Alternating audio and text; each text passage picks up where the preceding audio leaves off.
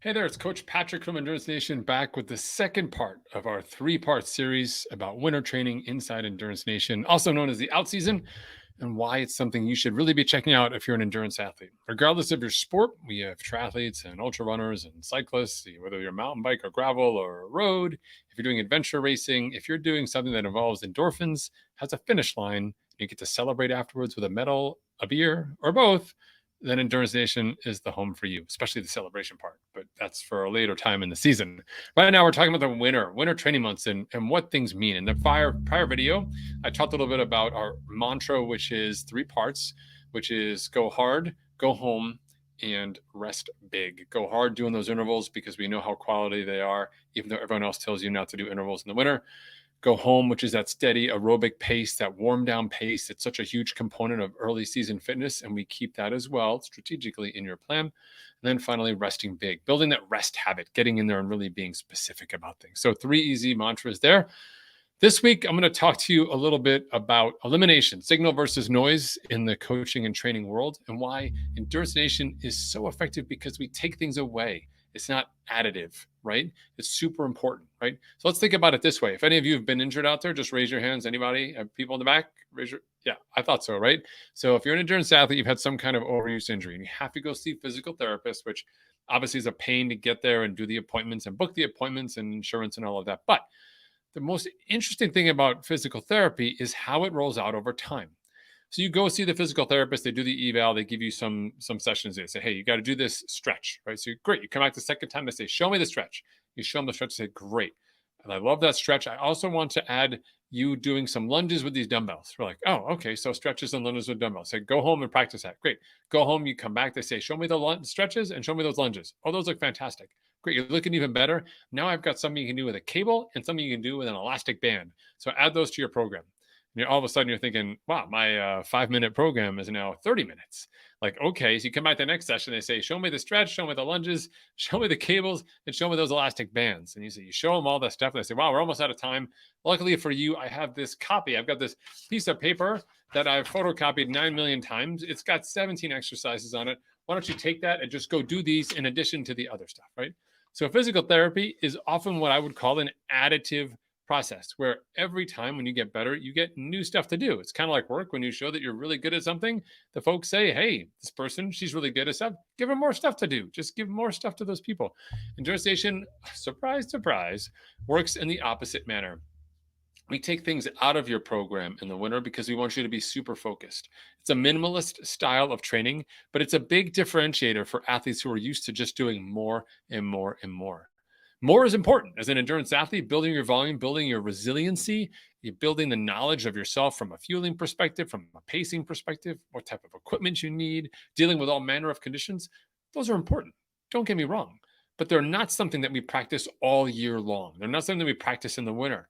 And that changing of modality, that changing of perspective and emphasis is the signature part, what it means to be part of the Endurance Nation experience overall, but particularly in the winter. Okay.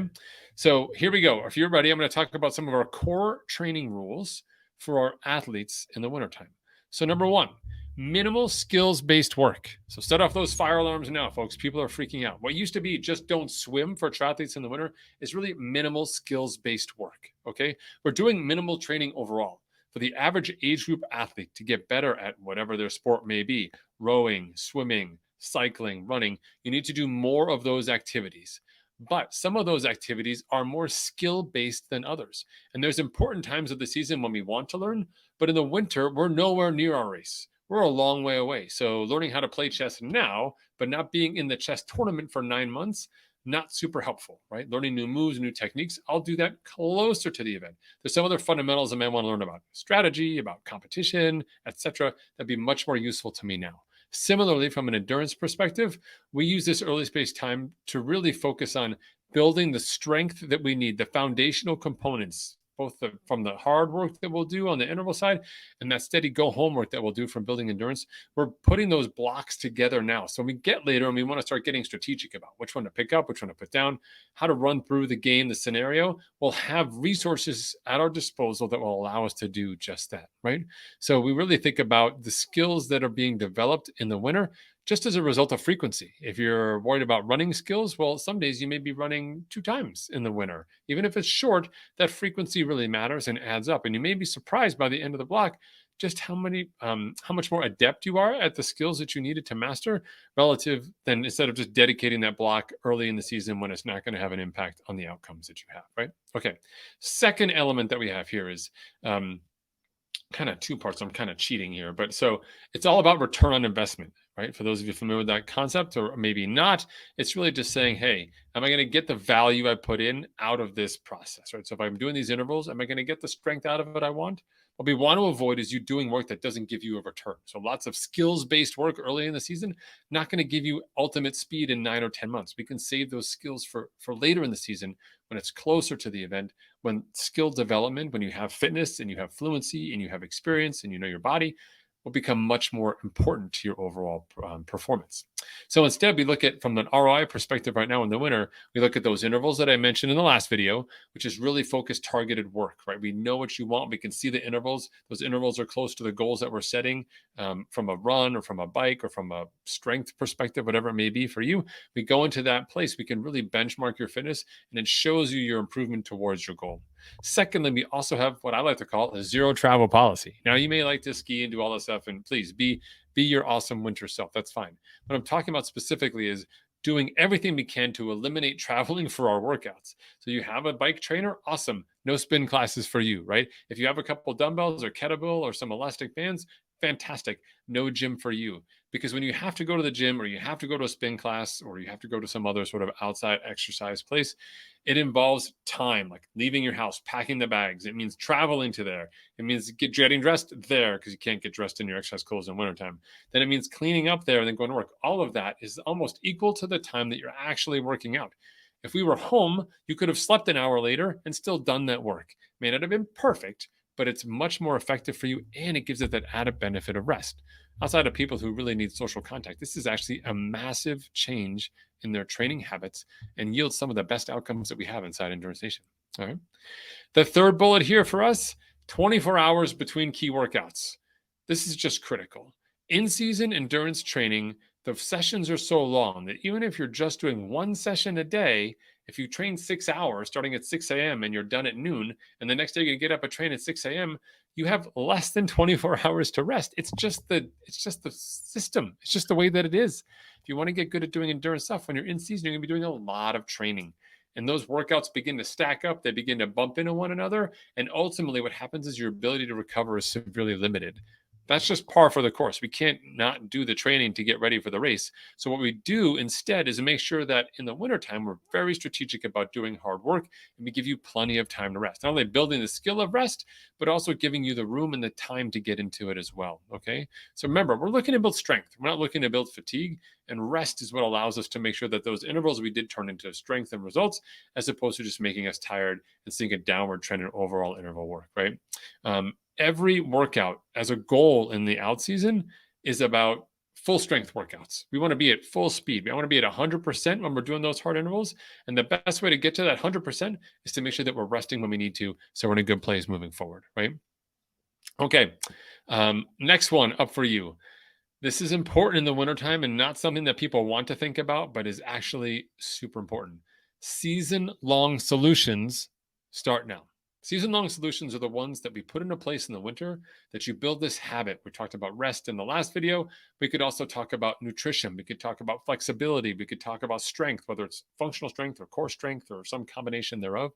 These are habits that we build in the winter that turn taking 15 or 20 minutes out of your day, just turn into something that you do, just like you brush your teeth, right?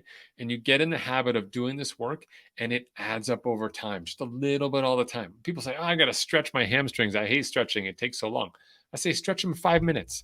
5 minutes today, 5 minutes Wednesday, 5 minutes Friday. Seems like nothing. It's 5 minutes. Just set your watch or your phone and say, hey, tell me to stretch. Play your favorite song or whatever it is. Do it to the favorite song and you're done. But you add up those sessions week over week across a 52-week year, that's a lot of hamstring stretching, especially if you weren't stretching at all before, right? So don't make things too complicated or too much work. and understand that the habits that we build in the winter are the type of compound changes that lead to massive results when we get to race day and we get to really to the place where we want to do mega work, mega training relative to your race, or perhaps even for just a fun event. We want you to be set up properly. And that's not about cramming stuff in the 2 weeks before. It's about the foundational work that we start in the wintertime. Okay.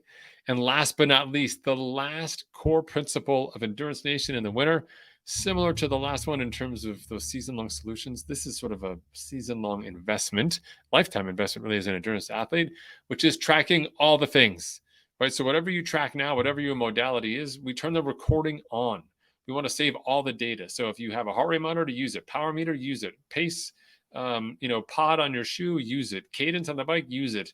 Tracker ring, I've got an Oura ring, use it. HRV, use it. Sleep tracker, use it. Like, use all of the data. Now's the time to do it. This is great to establish some baseline values for you. Scale, use it, right? What is the baseline element of data for you? We get all of this information. And as we begin moving across the year, certain numbers are going to move. Like, perhaps you may lose weight as you head into season. Other people may gain weight. You may lose sleep when you head into the season, right? Harder to get that sleep time, or you may increase it depending on what rest needs are for your body. But having that early baseline in the winter becomes important. And just as importantly is the habit, charging the devices, using the devices, downloading the data, pulling it in together. It creates a richer picture for who you are as an athlete. For years, we've relied on anecdotal information from athletes about how things work. I feel good today. I don't feel good today. I'm struggling, etc. What's most amazing is that as we have more and more data, athletes are beginning to understand that how I feel right now is not exactly the best indicator of how your body is prepared to perform. We see this all the time with athletes on Zwift, our indoor training program that we use extensively here inside the team, where athletes will say, I'm just too tired to race today, but I'm going to go give it a shot anyway, and they have a breakthrough performance. What they're really saying is, I didn't feel good before this workout, but I still had a great workout. What they're learning is that how I feel before a workout doesn't really mean I am or am not ready. It's just how I feel before a workout. There's data that shows us how ready you are. So we can see your sleep data. We can see your resting heart rate data. We can see the stuff you've done the days before. We can see how much rest you have between the two sessions, right? We can take a look at your caloric intake if you're tracking your calories. All of that adds up and creates a better sense of who you are. And across the course of the year, we can use this data to refine your understanding of yourself as an endurance athlete and make you so much smarter and more effective. At the end of the day, we're building self-coached athletes like you. I'm not going to be there on your shoulder on race day. Surprise, probably also wildly inefficient from an aerodynamic perspective. You need to be prepared to understand what your limits are, the areas that you want to go, how to get there, and what to do if you get there. Things maybe don't go your way. All of that happens across the course of the year and starts with our fundamental program here in the winter. I hope you enjoyed this video. It's part of our series as we're introducing people to what it means to train with Endurance Nation in the winter. Our membership is open in October. It's only open a few times a year. October, December, and April really are the only times that it's open. Otherwise, you have to get on the wait list and hopefully get invited. Or if you know someone, you can always get referred into the team as well. But now's the time to get started. Starting in October puts you into our November program. We go for the full season, a full 9 months to prepare you for whatever your race may be. Or if you have an early season race, maybe a little bit shorter. But it's the best possible way for you to respect your schedule, respect the other parts of your life that are important to you, but still become a better athlete. You can join over 350 other members who follow this methodology and have since 2007. I look forward to seeing you on the inside. If you've got questions, go ahead, hit us up on Facebook. We'll get back to you soon. Take care.